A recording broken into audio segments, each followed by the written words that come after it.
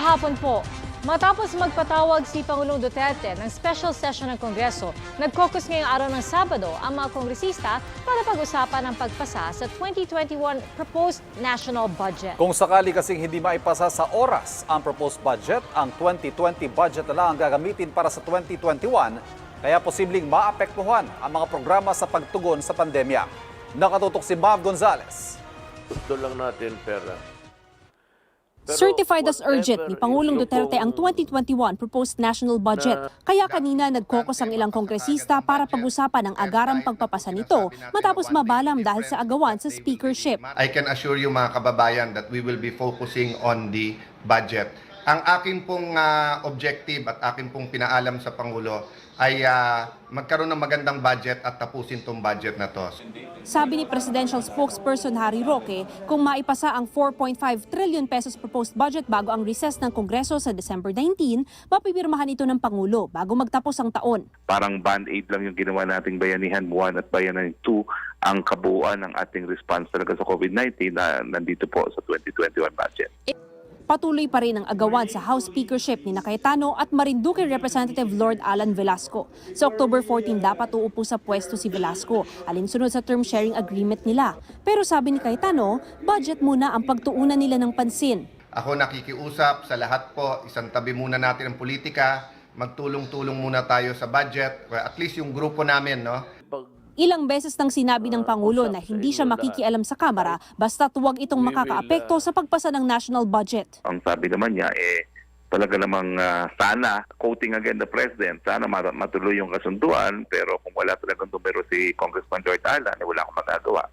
Nang tanungin si Roque kung nagtitiwala pa rin ang Pangulo kay Cayetano, Basta ang kailangan lang po ni Presidente, maisabatas ang 2021 budget. kinukunan pa namin ng pahayag ang kampo ni Velasco. Pero sabi ng kaalyado niyang si Oriental Mindoro Representative Doyle Liachon, nakakahiya raw sa taong bayan na nagulo ang budget at maraming tao kabilang na ang Pangulo dahil lang sa kagustuhang manatili sa pwesto ni Cayetano.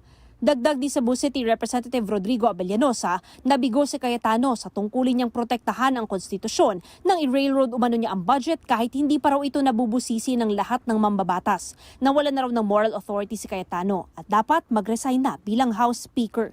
Pero giit ni Cayetano, I just want to assure the public, hinihimay namin ng husto ang bawat isang programa, ang bawat sektor, bawat lugar. sabi naman ni Senador Ping Lacson, nasa Pangulo na kung gusto niyang siya na mismo ang magresolba sa speakership issue kung 2021 budget naman ang nakataya. Basta ang prioridad daw nila sa Senado ay maipasa sa oras ang 2021 budget para matugunan ang epekto ng pandemya.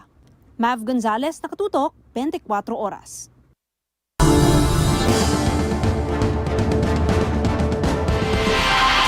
Isang babaeng tatawid lang sana sa kalsada ang nabundol ng mabilis na tricycle sa Mountain Province. Yan at iba pang nahulikam na disgrasya sa daan sa pagtutok ni Corinne Katibayan. Malapit na sanang makatawid sa kalsada ang babaeng ito sa Bontoc Mountain Province. Pero pagdating sa bandang gitna, bigla siyang nasapul ng mabilis na tricycle. Tumilapon ang babae sa lakas ng impact.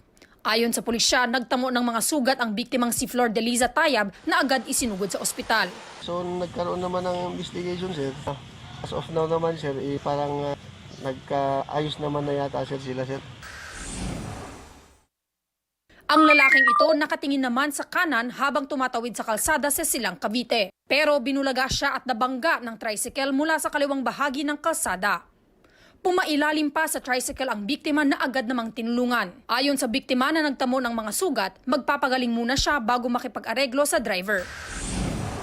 Sa pagliko naman ng biker na ito sa katabing lungsod ng Dasmariñas, hindi niya napansin ang parating na motorsiklo. Kaya ang ending, nasalpok siya nito. Kapwa natumba sa kalsada ang biker at rider. Tinulungan naman sila ng traffic enforcer. Nagkaareglo rin ang dalawang panig. Sa Dasmariñas pa rin, nasagi ng dump truck ang isang puting kotse. Base sa investigasyon, hindi napansin ng driver ng truck ang kotse. Kapwa dinala sa Traffic Investigation Office ang mga driver ng kotse at truck para doon mag-usap. Wala namang traffic kaya dire-diretso lang ang tricycle na ito sa tukuran Zamboanga del Sur. Pero isang SUV mula sa kanto ang biglang sumulpot at nasalpok ang tricycle. Sa lakas ng pagkabangga, umikot pa ang tricycle. Agad naman siyang sinaklolohan ng mga saksi. Ayon sa pulisya, nagtamo ng mga pasa ang driver ng tricycle. Inako naman ng driver ng SUV ang pagpapaayos sa nasirang tricycle. Corinne Katibayan, Nakatutok, 24 Oras. 2,249 ang nadagdag na kaso ng COVID-19 sa Pilipinas ngayong araw ayon po sa Department of Health. Karamihan sa mga bagong kaso galing sa Metro Manila, Batangas, Iloilo, Laguna at Quezon. Ang mga bagong kaso ng Metro Manila halos nangalahati kumpara sa bilang ng mga bagong kaso kahapon. 54,594 ang active cases o yung pinapagaling pa. 85.8% ang may mild symptoms, 10% ang asymptomatic, habang 1.3% ang severe at 2.9% ang critical. 336,926 ang kabuuang bilang ng kaso ng COVID sa bansa. 842 ang nadagdag sa mga gumaling para sa kabuuang bilang na 276,094. 87 naman ang nadagdag sa mga namatay para sa kabuuang bilang na 6,238. Pinag-uusapan na raw ng mga opisyal ng Pilipinas at Russia ang pagpapatayo ng planta ng bakuna at supply ng Russian vaccine dito sa bansa sa oras sa maaprubahan ito. Tiyak daw kasi na mag-uunahan ng mga bansa at posible pa magkaroon ng delay sa distribusyon ng mga bakuna. Nakatutok si Lea Alves. Sa halip na manggaling pa sa Russia, posibleng kalaunan gumawa na rin dito sa Pilipinas ng COVID-19 vaccine na dinidevelop ng Russia. Inaasahan ang posibleng delay sa distribution ng mga bakuna dahil sa tiyak na pag-uunahan ng mga bansa. Kaya pinag-uusapan na ng mga opisyal ng Pilipinas at Russia kung paanong masisiguro ang agarang supply ng Russian vaccine oras na maaprubahan ito. At gayon din ang posibleng pagkakaroon dito ng planta ng bakuna. Tinalakay ito ni Trade Secretary Ramon Lopez at outgoing Russian Ambassador Igor Kobaev sa farewell courtesy call ni Kobaev. Gusto natin magkaroon ng ganito, no? Because this will provide us with that advantage, no? Hindi lang dito sa pandemyang ito, but in the coming years na magkakaroon po tayo uli ng mga pangangailangan na ganito. Isa ang clinical trial sa mga estratehiya ng Pilipinas upang matiyak ang akses sa mga bakuna. Nauna nang sinabi ng Department of Science and Technology na sa bilateral agreement ng Pilipinas at ibang bansa, requirement ang probisyong pahihintulutan ang pagmamanufacture dito ng mga bakuna. Nag-apply na ang Gamaleya Research Institute ng Russia, developer ng Sputnik V, Janssen Pharmaceuticals ng Amerika at Sinovac Biotech ng China para makapagsagawa ng Phase 3 clinical trials sa Pilipinas. Bukod sa Gamaleya at Sinovac, 4 na iba pang vaccine developers ang pumirma na ng confidentiality agreement para ma-review ng Vaccine Experts Panel ng Pilipinas ang resulta ng kanilang Phase 1 and 2 trials. Inaantabayanan na rin ng DOH ang anunsyo ng World Health Organization tungkol sa pagsisimula ng solidarity trial sa mga bakuna. Ang clinical trial naman sa anti-flu medicine na Avigan na sinusubukan sa COVID-19, malapit na raw magsimula. Ang kulang na lang natin yung insurance. They are now going to start recruiting participants for the trial. Lea Alves, Nakatutok, 24 Oras. Binaril na pinagnakawan pa ang isang rider sa Valenzuela City. Ang viral na insidenteng nahulikam tinutukan ni Corinne Katibayan.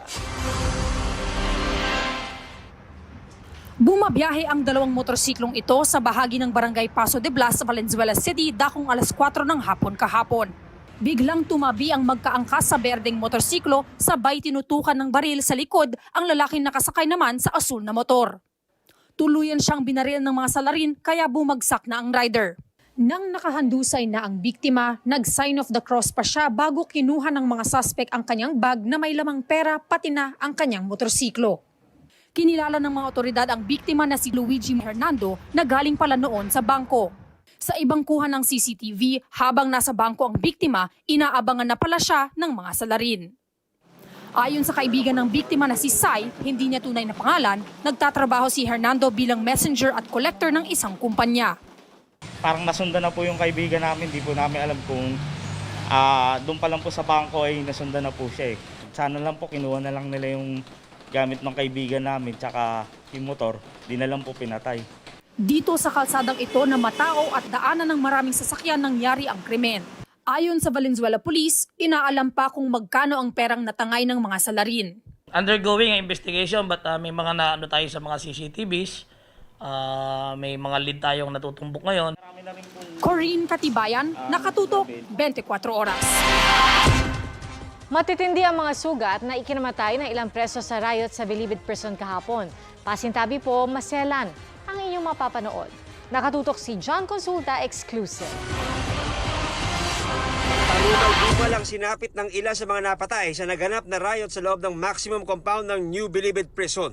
Nakuha ng GMA News mula sa isang source ang mga litrato ng mga nasawi. Ang ilan, nakalabas na ang bituka sa lalim at dami ng mga saksak. Ang isa, halos maputol ang ulo matapos gilitan. Base sa pahayag ng ilang saksi, natutulog sila pasado alas 2 ng madaling araw kahapon nang lusubin sila ng mga inmate na galing sa ibang bahagi ng NBP. Dito na naganap ang batuhan at pagkatangkang pagpigil sa mga umataking inmate. Pero nakapasok pa rin ang ilan na armado raw ng bladed weapons. Hindi bababa sa siyam ang patay kasunod ng gulo kahapon. Pero sa ngayon, ayon sa hiwalay na source, may iba pang namamatay sa mayat-mayang umanong sagupaan ng mga magkakalabang gang na Sputnik at Komando. Kaninang umaga, dumating na ang mga investigador mula sa NBI Death Investigation Division sa Bilibid. Alinsunod sa utos ng DOJ na imbestigahan ang mga pagkamatay ng mga preso at ang ugat at motibo ng pag-atake.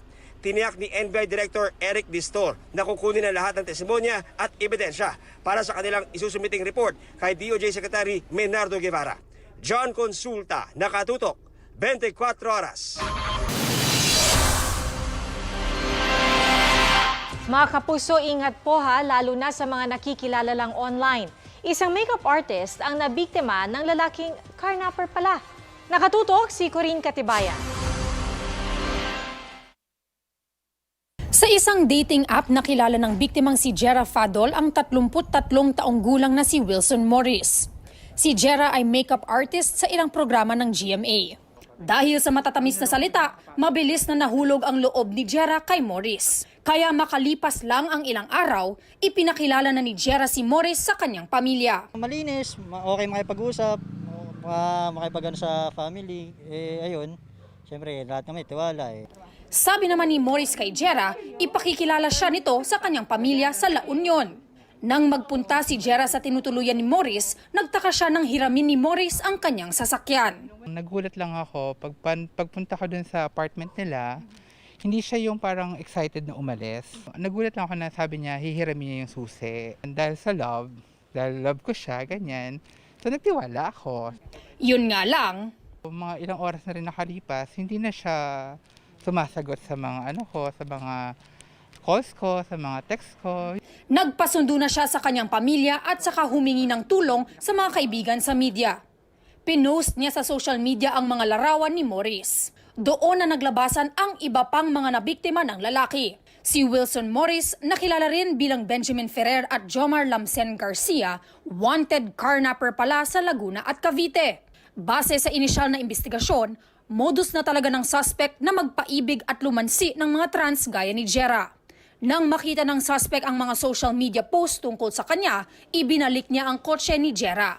Pero desidido si Jera na mahuli ang suspect. Sabi ko sa sarili ko na parang sana ako yung pinakahuling taong mabibiktima niya. Sa tulong ng pulisya, nahuli ang suspect sa entrapment operation sa isang mall sa Quezon City.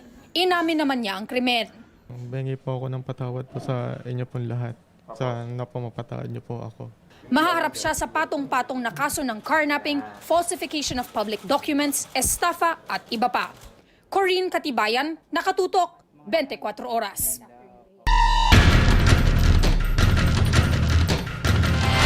Walo ang sugatan matapos bumaligtad ang isang trailer truck sa Bangi, Ilocos Norte. Sa video, makikita mabilis ang takbo ng truck habang paliko sa pakurubang bahagi ng kalsada sa barangay Baruyen. Base sa investigasyon, nawala ng preno ang truck hanggang sa tuluyang bumaligtad. 2 sa 8 sugatan ang nadaganan ng mga kargang bakal ng truck. Agad namang rumisponde ang rescue team at naisugod sa ospital ang mga biktima.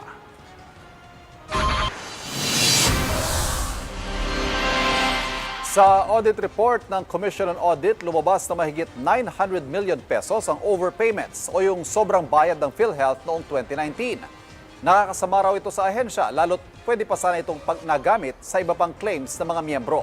Nakatutok si Mav Gonzalez. Mahigit 900 million pesos daw ang overpayments o sobrang bayad ng PhilHealth noong 2019 ayon sa ulat ng Commission on Audit o COA. Base sa audit report, binayaran daw ng buo ng PhilHealth ang presyo sa ilalim ng all case rates at Z-benefit kahit mas mababa rito ang actual hospital charges ng pasyente. Sinagad din sa maximum ang professional fees, kaya umabot umano sa 936 million pesos ang overpayments noong 2019. Sa case rate scheme, pinakamalaki raw ang overpayment sa mga healthcare institutions sa Caraga na sinundan ng Metro Manila at Rizal at Zamboanga Peninsula. Sa case rate scheme ng PhilHealth, fixed ang bayad sa claims para sa isang sakit kahit pa sumobra o mas kaunti ang ginastos ng pasyente. Ang Z-benefit package naman ay para sa PhilHealth members na may sakit na kailangan ng matagal na pagpapaospital o mahal na treatment gaya ng cancer.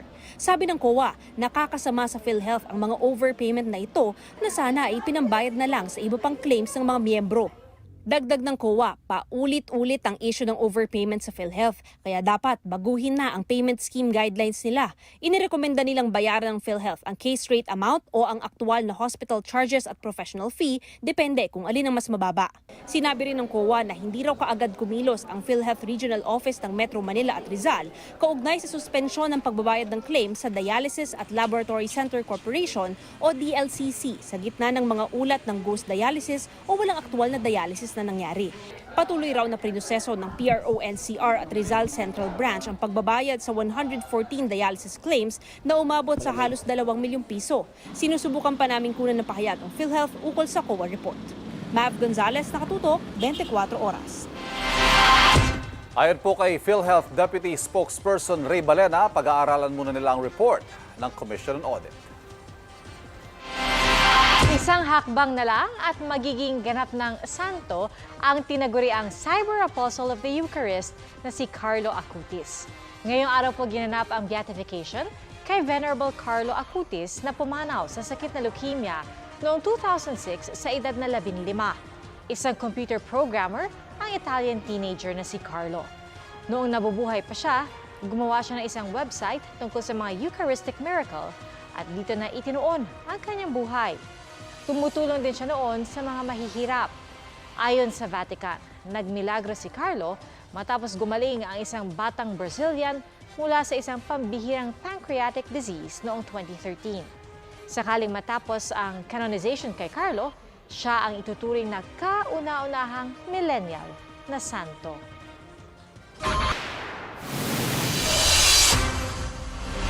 Mahigit isang linggo lang matapos magpositibo sa COVID-19, babalik na sa pangangampanya si US President Donald Trump. Mula sa balkonahe ng White House, haharap siya sa ilang taga-suporta ngayong Sabado. Lahat daw ng dadalo dapat naka-face mask. Sa Lunes, babiyahe naman siya pa Florida. Sa panayam ng Fox News, sinabi ni Trump na tapos na siya sa gamutan para sa COVID-19 at maganda raw ang kanyang pakiramdam.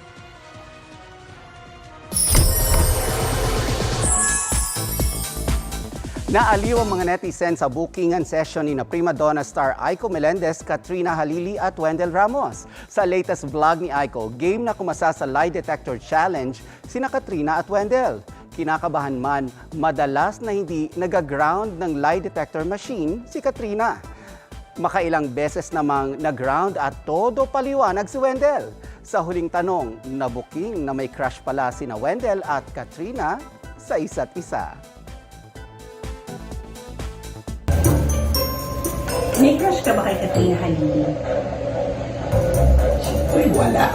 Oh, sige. Salamat.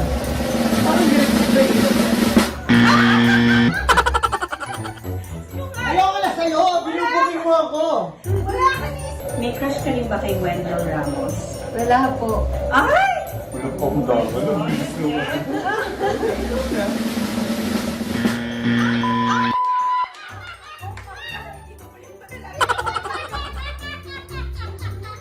And that's it for our Saturday Chikahan. Ako po si Nelson Canlas. Trust God's timing. Yan po ang mensahe ng isang netizen na viral online na isang araw po bago mag-I do ay natupad niya ang kanyang lifelong dream. Yan daw ay ang manumpa bilang arkitekto bago siya manumpa bilang misis. Meet architect Marilyn Co. Beltran Flores. Ang kwento niya, goal niya sana maging lisensyado at ganap na munang architect bago siya ikasal. Medyo nawalan daw siya ng pag-asa na mangyayari ito dahil sa pandemic.